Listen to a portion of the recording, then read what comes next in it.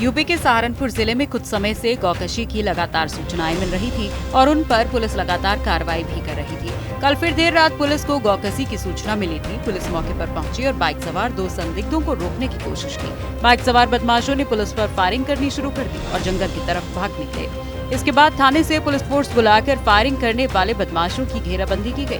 Saharanpur police ने गुरुवार की रात को गौकशों के बीच मुठभेड़ हुई। जवाबी कार्रवाई में एक के बाद एक इनामी गौकशों को गिरफ्तार किया गया है। गोली लगने से घायल बदमाश को अस्पताल में भर्ती करवाया गया। उसके पास से पुलिस ने एक तमंचा, कारतूस, 2 खोखे और बाइक बरामद कर ली है, जबकि एक साथी बदमाश मौके से भागने में सफल रहा। फिलहाल दूसरे शातिर बदमाश की गिरफ्तारी के लिए पुलिस अभियान चला रही है। ऑपरेशन व्हाइट पाउडर और ऑपरेशन पता लोग के बाद अब सहारनपुर पुलिस ने शुरुआत की है ऑपरेशन सेव काऊ। जी हां, सहारनपुर जनपद में लगातार गौकशी की घटनाएं बढ़ रही थी और उन घटनाओं को ध्यान में रखते हुए सहारनपुर के एसएसपी डॉक्टर विपिन ताड़ा ने जिले के सभी 22 थानों को आदेशित किया कि सभी के सभी अपने अपने थाना क्षेत्रों में हो रही गौकशी घटनाओं पर रोक लगाएं और यदि कोई उसमें नाकामयाब रहता है तो उसके खिलाफ भी कार्रवाई की जाएगी।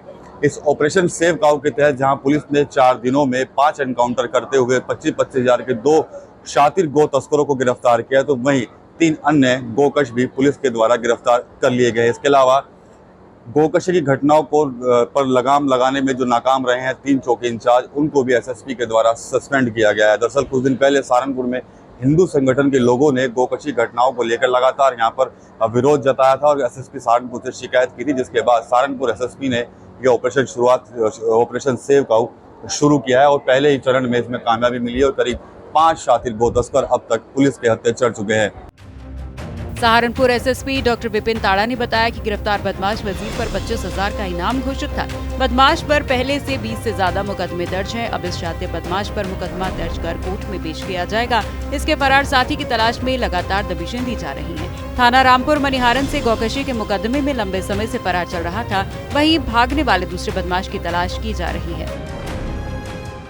इसमें जनपद में जो भी अपराधी हैं, विशेषकर कि जो गौकशी में लिप्त हैं, गौ तस्कर हैं, उनके विरुद्ध पुलिस ने अभियान चलाया है, जिसमें कि इन अपराधियों और वांछित अपराधियों, इनामी अपराधियों की गिरफ्तारी के लिए पुलिस ने अभियान चलाया है और इसमें काफ़ी सफलता भी मिली है। पुलिस को पिछले 10 दिनों में काफ़ी अच्छे अपराधी पकड़े गए हैं, जिन पे कई दर्जनों मुकदमे हैं और कुछ के साथ पुलिस मुठभेड़ भी हुई है और इसमें यह अभियान लगातार जारी रहेगा और इसमें कुछ विशेष एरिया हैं जहां पर हम फोकस कर रहे हैं। कुछ क्षेत्र हैं जहां पर किस प्रकार की घटनाएं, आपराधिक घटनाएं या गौकशी की घटनाएं अधिक होती हैं, उन पर हम फोकस कर रहे हैं और वहां पे जो अपराधी हैं उन्हें चिन्हित किया जा रहा है और जो भी इसमें सामने आ रहे हैं उस पर मुकदमा दर्ज कर कार्रवाई की जा रही है। सर, आगे भी इन पे कोई एक्शन होगा, कोई गैंगस्टर या इनकी संपत्ति चिन्हित करके जब्तीकरण की?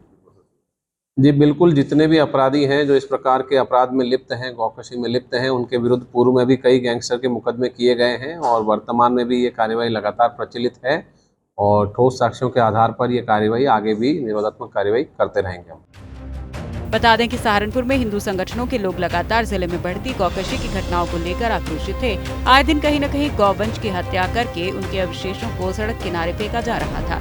इसकी वजह से जिले का माहौल भी खराब हो रहा था और सभी थानों को गौकशी की घटनाओं पर रोक लगाने के सख्त निर्देश दिए गए थे, लेकिन कुछ पुलिसकर्मी घटना पर रोकथाम नहीं लगा पा रहे थे, जिससे जिले का माहौल बिगड़ रहा था। लापरवाही बरतने वाले 3 चौकी इंचार्जों को सस्पेंड कर दिया गया है। पुलिस अधिकारियों का कहना है कि गौकशी की घटनाओं में लिप्त लोगों की अवैध संपत्तियों को जब्त करने की कार्रवाई भी की जाएगी।